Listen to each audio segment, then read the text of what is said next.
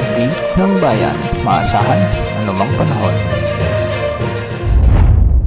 Magandang araw po sa ating lahat. Narito na ang pinakauling update sa binabantayan nating bagyong Opong at sa magiging lagay ng ating panahon sa araw na ito at sa mga susunod na araw. Ayon sa Pag-asa, posibleng tumama na o dumaplis ang sentro ng bagyong Opong sa bahagi ng Eastern Visayas ngayong gabi o mamayang madaling araw at inaasahan na ang masungit na panahon lalo na sa bahagi ng Northern Samar at ilang bahagi pa ng mga madadaanan ng bagyo sa Bicol Region at sa ilang bahagi pa ng Southern Luzon. Base sa latest forecast track ng Pag-asa ay mananatiling nasa severe tropical storm ang bagyong Opong hanggang sa mga susunod na oras, ngunit mamayang hating gabi ay posibleng lumakas pa ito bilang typhoon category at posibleng itaas na rin ang tropical cyclone wind signal number 4 sa may Eastern Visayas at sa mga lugar na dadaanan ng bagyo. Habang dinadaanan naman nito ang mga kalupaan sa Visayas at Southern Luzon ay makikita naman natin na posibleng humina ito bilang severe tropical storm hanggang sa makalabas ito sa landmass ng Southern Luzon o sa may Occidental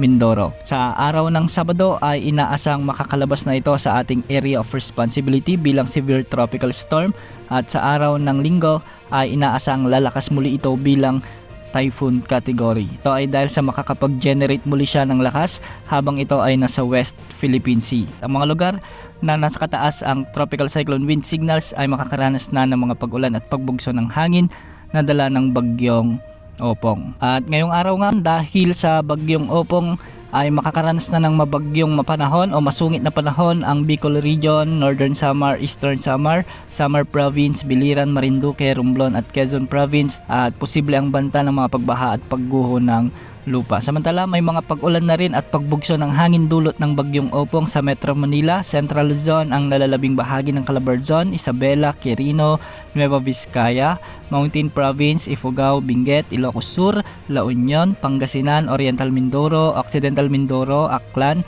Capiz, Antique, Iloilo, Negros Occidental, sa may Cebu, Leyte, Southern Leyte at Dinagat Islands. Ang mga lugar na ito ay makakaranas ng mga pag-ulan dulot ng bagyong Opong kaya posible pa rin ang banta ng mga pagbaha at pagguho ng lupa. Samantala, sa nalalabing bahagi naman ng Luzon, asahan din ang maulap na papawirin na may mga kalat-kalat na pag-ulan at thunderstorms. Habagat naman ang magdadala ng mga pakalat-kalat na pag-ulan o pabugso-bugsong pag-ulan sa Zamboanga Peninsula, Northern Mindanao, ang nalalabing bahagi ng Caraga, ang nalalabing bahagi ng Visayas at ang Palawan. Ganitong panahon din ang inaasahan sa nalalabing bahagi ng Mindanao kaya mag-ingat po sa banta ng mga biglang pagbaha o pagguho ng lupa.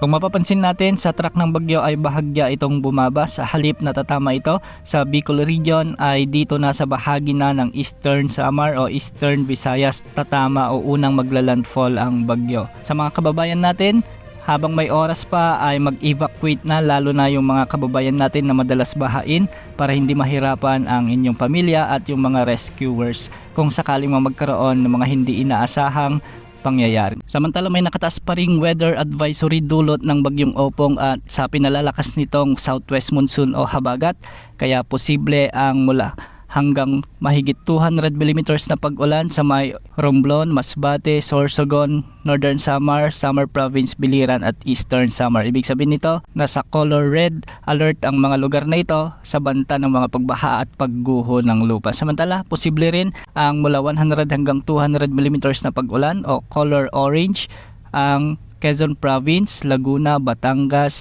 Marinduque, Camarines Norte, Catanduanes, Camarines Sur, Albay, Aklan, Antique, Capiz, Iloilo, Guimaras, Negros Occidental, sa may Leyte at ilang bahagi pa ng Southern Luzon. Nasa color yellow naman o 50 hanggang 100 mm na pag-ulan ang inaasahan sa may Aurora, Metro Manila, Rizal, Cavite, Occidental Mindoro, Palawan, Negros Oriental, Cebu, Bohol, Southern Leyte, Dinagat Islands at Surigao del Norte. Sa mga lugar na nabanggit, mag-ingat po at maging handa sa paparating na malakas na bagyong Opong.